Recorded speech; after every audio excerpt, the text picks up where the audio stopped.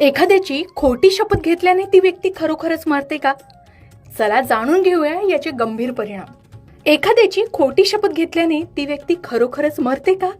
खोट्या शपथेने खरंच कोणाचा मृत्यू होतो का? प्रिय व्यक्तीचं आयुष्य धोक्यात टाकण्याआधी हा व्हिडिओ नक्की बघा.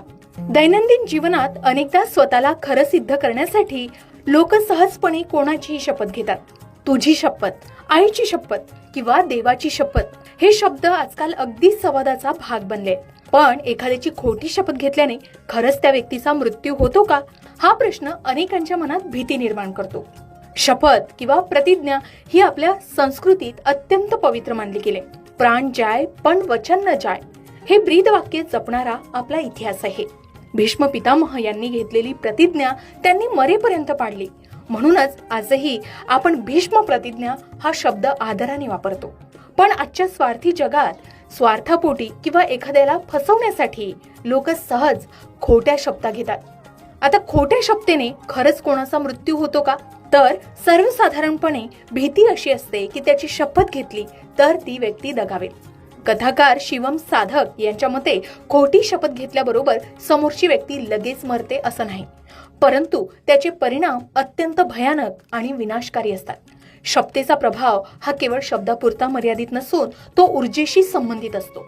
आता लोकप्रिय कथाकार शिवम साधक यांच्या मते खोट्या शपथेचे 5 विपरीत परिणाम आहेत.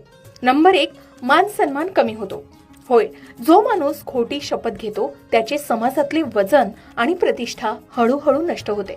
लोकांचा त्यावरील विश्वास उडतो. नंबर 2, कुंडली दोष आणि नशीब. आध्यात्मिक दृष्टिकोनातून खोटी शपथ घेतल्याने व्यक्तीच्या कुंडलीत अशुभ योग निर्माण होतात.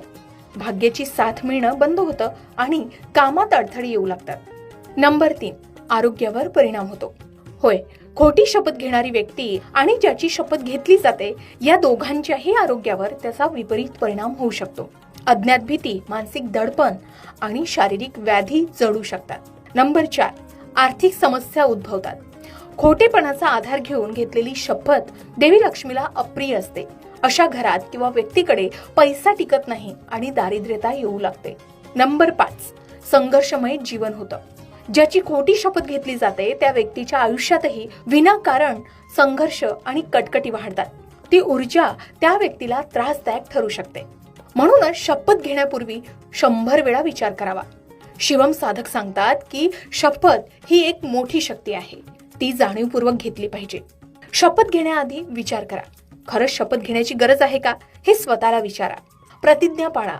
जर एकदा शपथ घेतली तर ती प्राणपणाने